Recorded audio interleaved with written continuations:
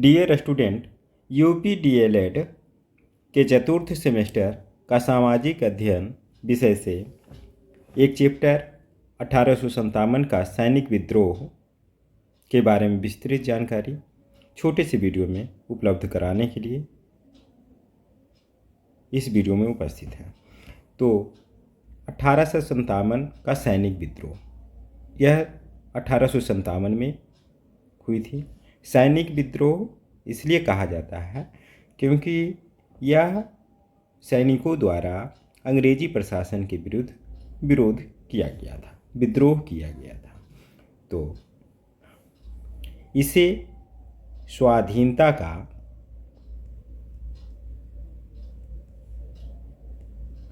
पहला आंदोलन भी कहा जाता है।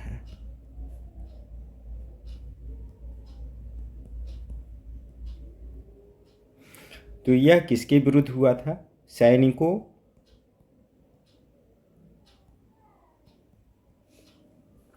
एवं अंग्रेजी प्रशासन यानी अंग्रेजों के विरुद्ध हुआ था। तो इसके कुछ कारण रहे होंगे, किस कारण से ये विद्रोह हुआ और उसका प्रभाव क्या पड़ा,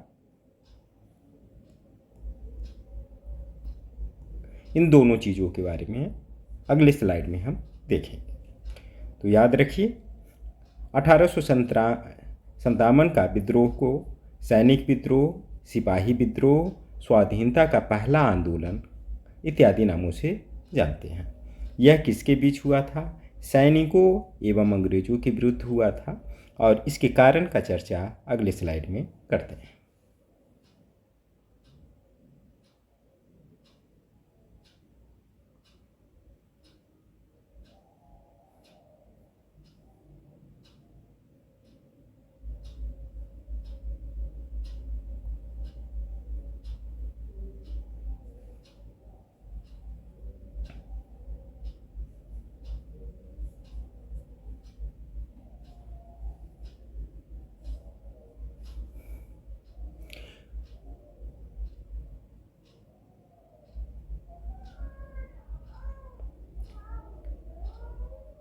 अठारह के सैनिक विद्रोह के कारण क्या क्या थे? उस प्रमुख कारणों में से पहला है कि सैनिकों में घोर असंतोष था। असंतोष होने के कई कारण थे, जिसमें उनको वेतन कम मिलना, काम के ज़्यादा घंटे, और दूसरा कारण इसके साथ साथ था कि कारतूस में गाय की चर्बी का प्रयोग हुआ था। अधिकांश सैनिक भारतीय थे जो कि गाय को पवित्र मानते हैं और कारतूस में गाय की चर्बी का प्रयोग होना धार्मिक दृष्टिकोण से उनको मंजूर नहीं था।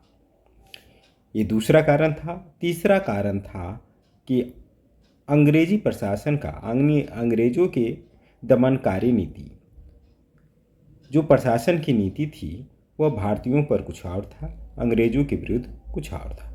अलग अलग नीतियां थी जो भारतीयों के लिए दमनकारी था।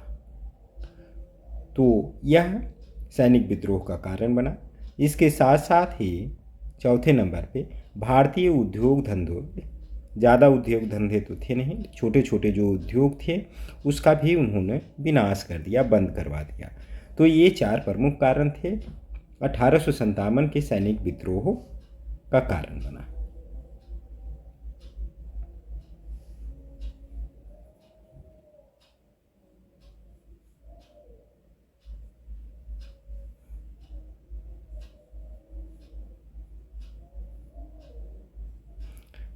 इस स्लाइड में हम देखेंगे कि सैनिक विद्रोह की असफलता के कारण, जैसा कि हम पहले स्लाइड में हम देख चुके हैं कि सैनिकों और अंग्रेजों के विरुद्ध ये विद्रोह हुआ, जिसमें ये कहा गया था कि सैनिक ये चाहते थे कि अंग्रेज उन्हें स्वतंत्र कर दें, यानी अंग्रेज को भगाने का उनका उद्देश्य था, जिसमें वो कामयाब नहीं हो सके। तो इसके बहुत सारे कारण रहे। उन कारणों में से प्रमुख कारण है, पहला, सैनिकों के पास में शस्त्र की कमी थी, पर्याप्त मात्रा में शस्त्र नहीं था। किसी भी जंग को जीतने के लिए पर्याप्त मात्रा में अस्त्र शस्त्र की जरूरत होता है, तो वो कमी सबसे पहले थी। दूसरा, सैनिकों में सहयोग की कमी थी, आपस में जो एकता थी वह नहीं थी, जिसके कारण यह आंदोलन सफल नहीं हुआ। तीसरा,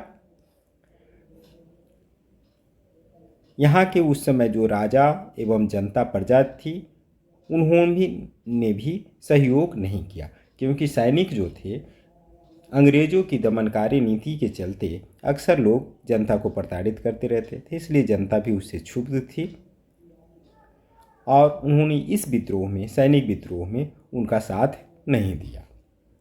और चौथा कारण था अंग्रेजों का ज़्यादा शक्तिशाली होना, क्योंकि उनका प्रशासन था, उनके पास अस्त्र शस्त्र सब कुछ थे, तो सैनिकों की तुलना में काफ़ी ताकतवर थे। इसलिए इस विद्रोह को अंग्रेजों द्वारा दबा दिया गया। तो ये 4 प्रमुख कारण थे जिसके कारण सैनिक विद्रोह असफल रहा। आशा है कि